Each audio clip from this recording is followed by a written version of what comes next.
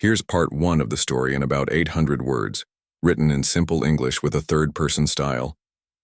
Left naked on ice by her stepmother, the alien woman discovers love with the man who rescues her.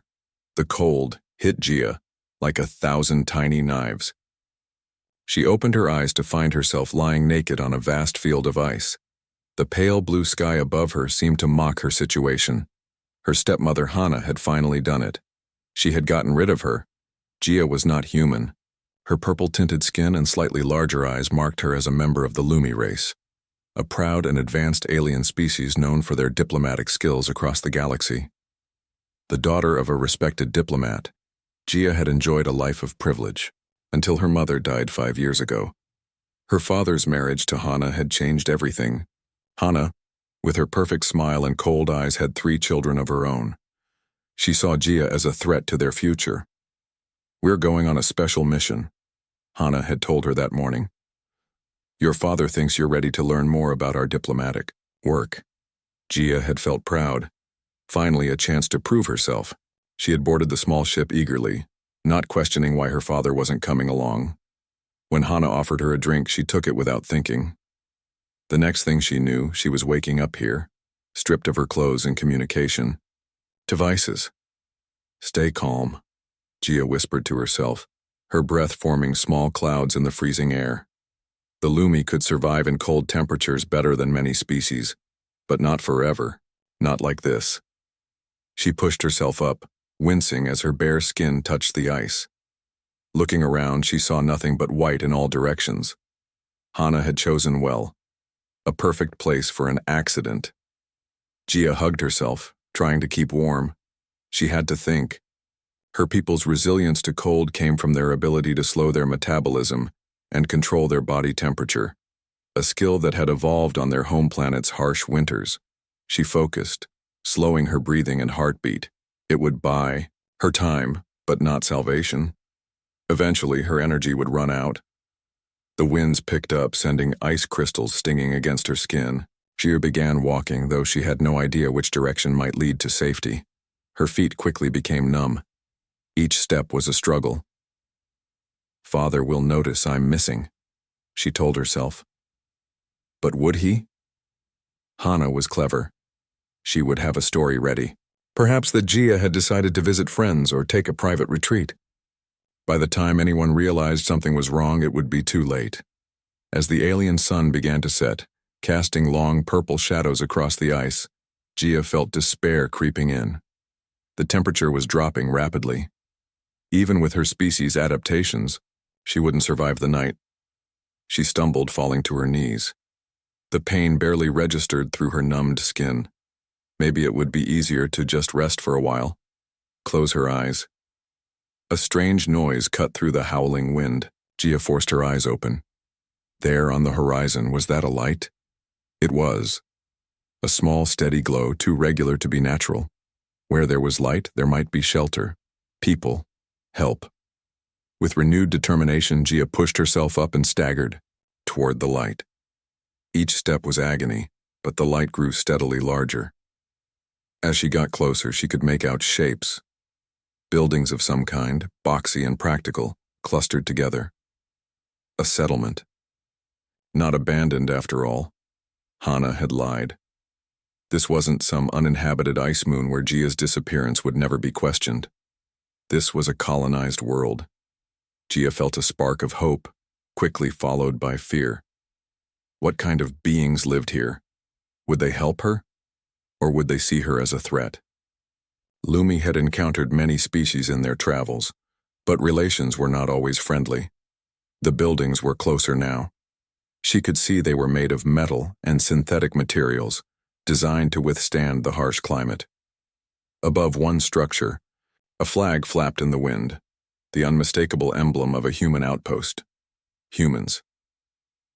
Gia had studied them. They were physically weaker than Lumi, but their emotions ran deep. They could be kind or cruel, depending on the individual. Would these frontier humans help a naked alien woman who appeared out of nowhere?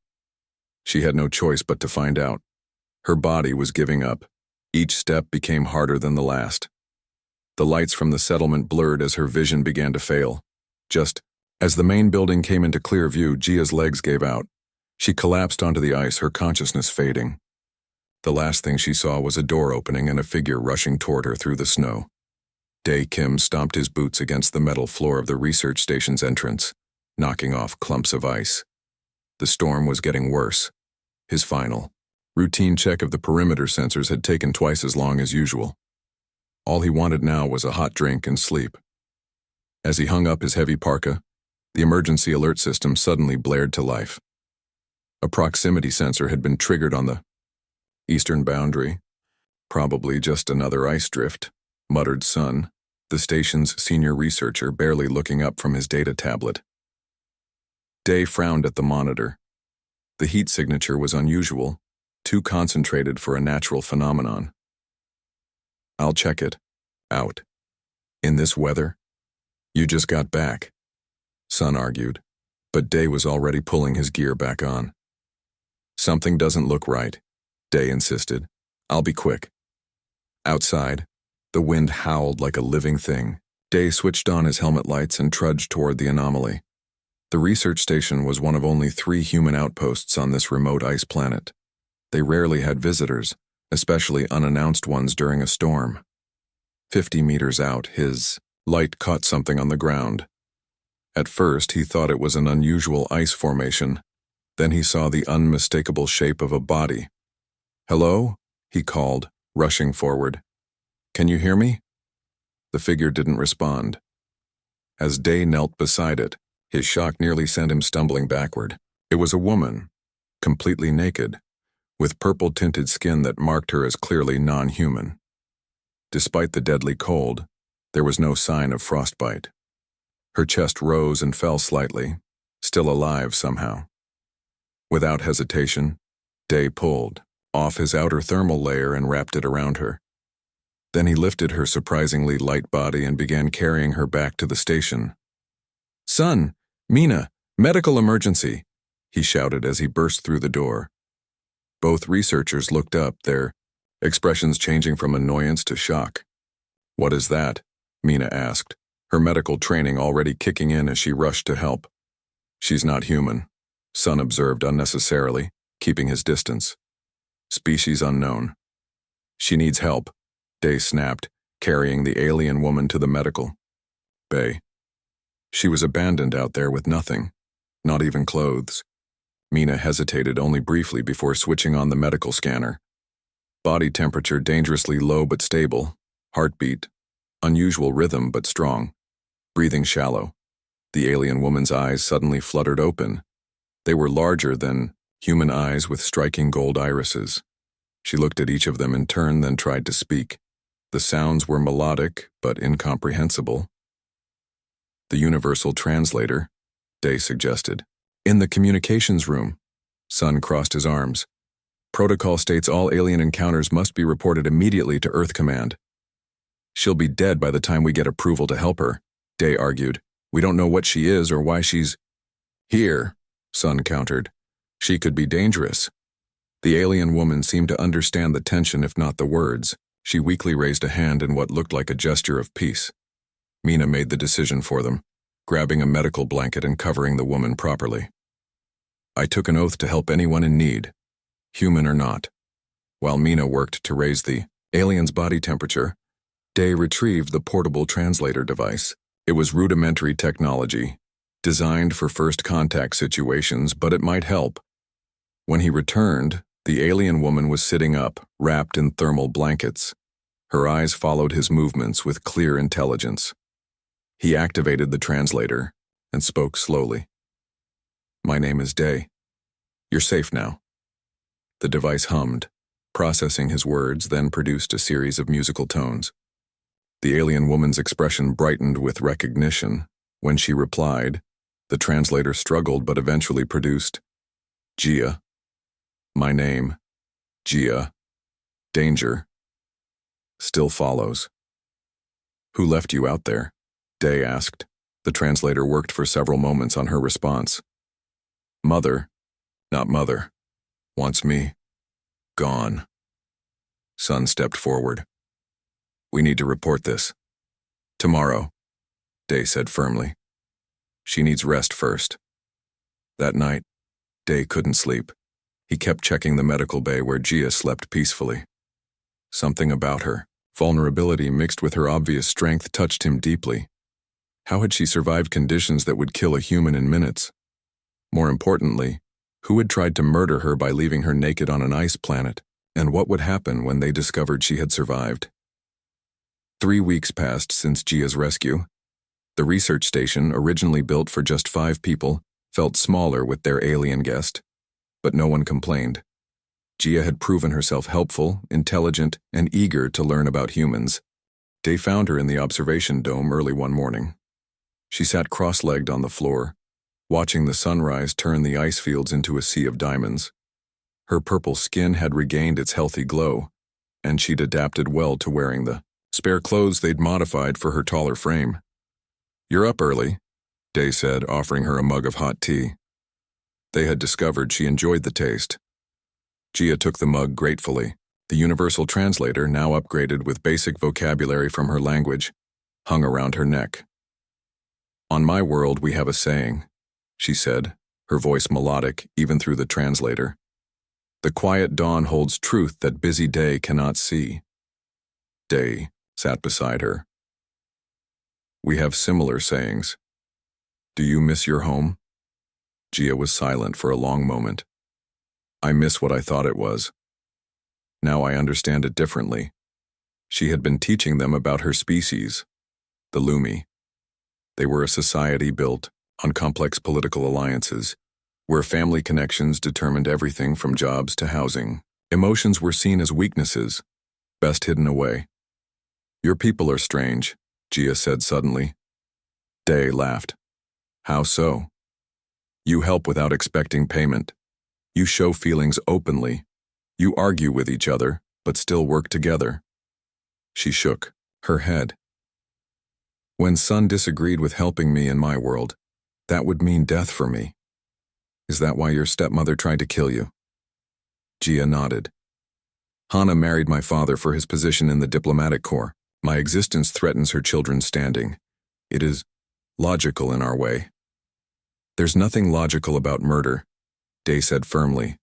"That is the most human thing you have said," Gia replied with a small smile. Their conversation was interrupted when Mina burst into the dome, her face tense. "We just received a transmission. A Lumi diplomatic vessel is approaching.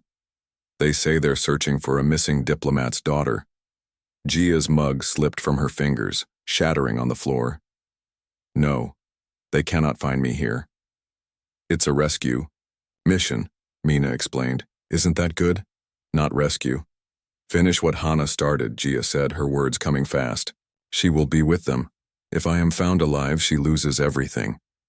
Day helped her up. "What do you want to do?" "Hide me," Gia pleaded. "Please." "We can't just hide you," Sun said when they gathered in the common room. "This is an official diplomatic party. Refusing them access would violate interspecies treaties, and turning Gia over violates basic human decency," Day countered. "I have a solution," Mina suggested. "We don't hide her. We disguise her as human." The plan was simple, but risky. With specialized makeup to cover her purple skin tone and dark contact lenses to hide her unusual eyes, Gia could pass as human from a distance. They would introduce her as a new research assistant who had arrived on the last supply ship.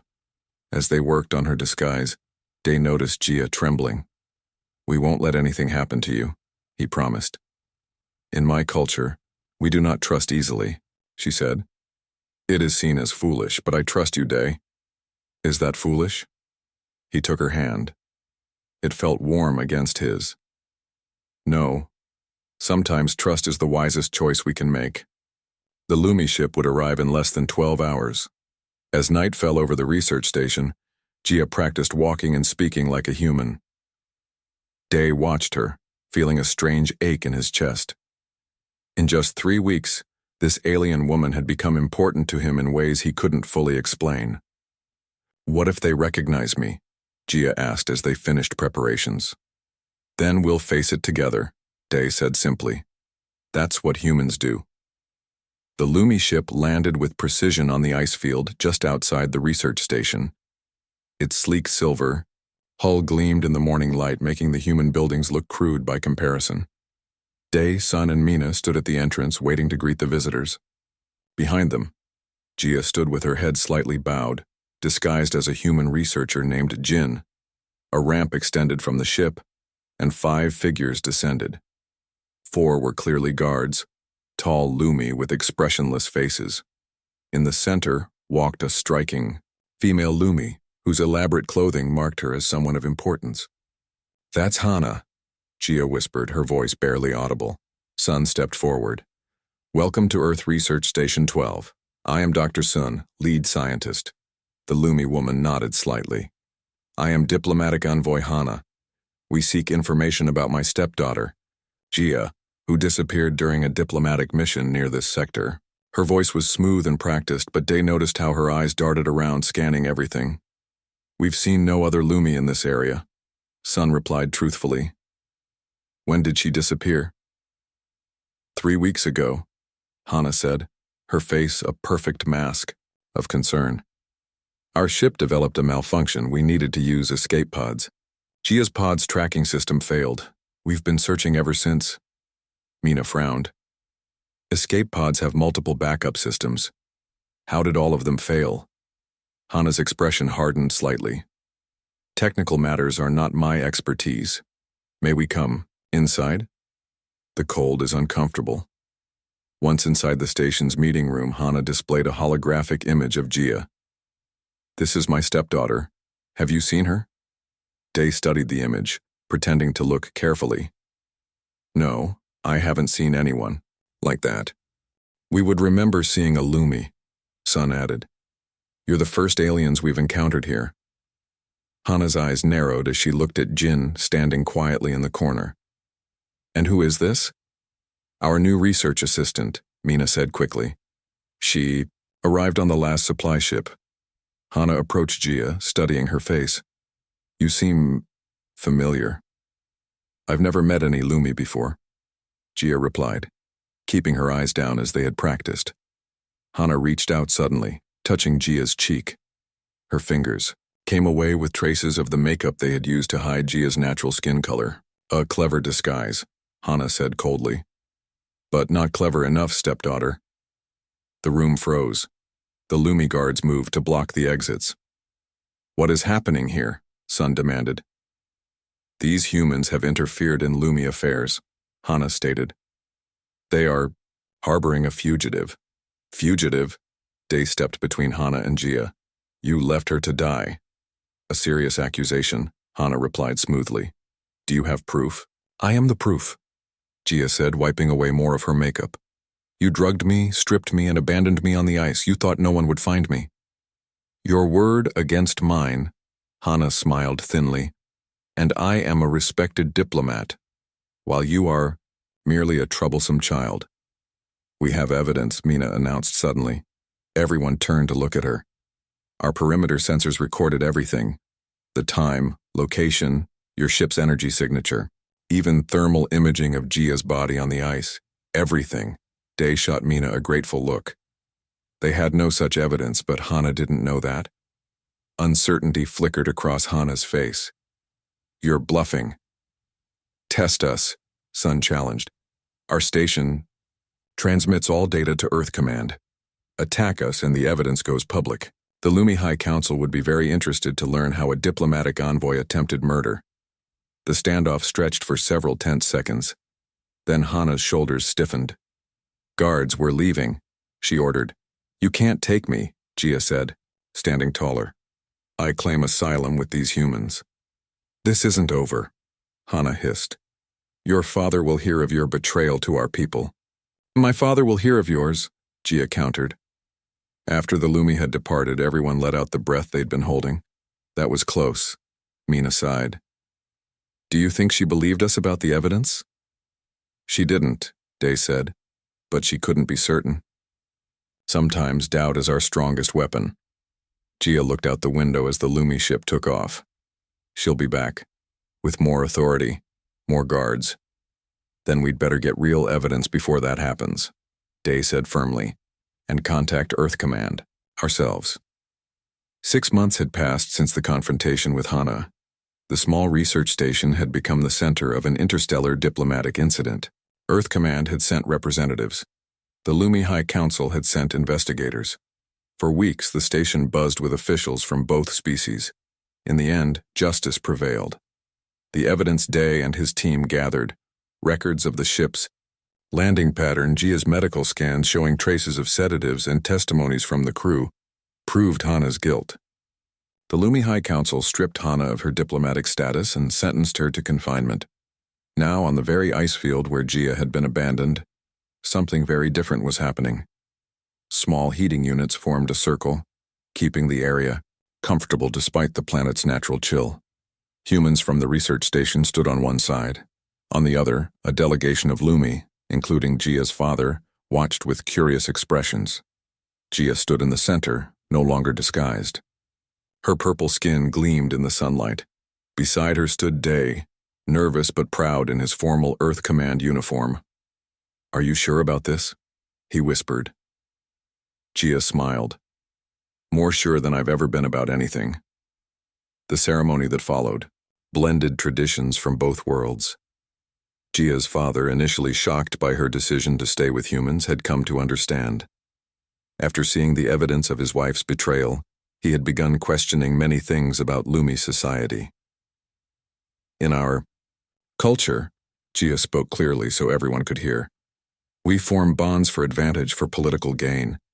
I have learned from humans that bonds can form from something else, from care given without expectation, from trust that grows in darkness." She turned to face Day. "You found me when I was nothing. Naked on ice, a stranger, alien to your world. You gave me warmth, protection, and something my people rarely speak of: love." Day took her hands in his. They had spent months learning about each other's worlds, finding ways to bridge the biological and cultural gaps between them. What started as rescue had grown into something neither could have imagined. "I found you in the cold," Day said. "But you brought warmth to my life. Before you, I was hiding here, running from disappointed dreams. You taught me that different doesn't mean wrong. That strength comes in many forms." The ceremony concluded with both human and Lumi traditions, the exchange of simple rings and the Lumi ritual of shared breath, symbolizing the mixing of life paths. "The council has approved your request," Gia's father announced afterward. "You will be the first official Lumi ambassador to Earth and the first—" He hesitated, the concept still strange to him, "the first of our kind to marry outside our species." Later, as the celebrations continued inside the station, Gia and Day slipped away to the observation dome. The ice field stretched before them, glittering under the stars. "Are you happy?" Day asked. "Happy is too simple a word," Gia replied. "In my language we have a term, Kalari. It means finding yourself by losing your path." She looked at the spot where she had nearly died. "Hana thought she was ending my story. She didn't realize she was beginning a new one." "What happens next in this story?" Day asked, putting his arm around her shoulders. Gia leaned against him, still marveling at how natural it felt. "We build bridges, between worlds, between peoples, who think they're too different to understand each other. Starting with us," he said. "We already started," she reminded him. "Right here, on the ice." The research station, once just a lonely outpost, would soon become an official diplomatic hub. There would be challenges ahead, biological differences to navigate, cultural misunderstandings to smooth over. But looking at the ice field that had once been her deathbed and was now transformed into the beginning of a new life, Gia knew they would find a way. In the cold place where she had been left with nothing, she had found everything.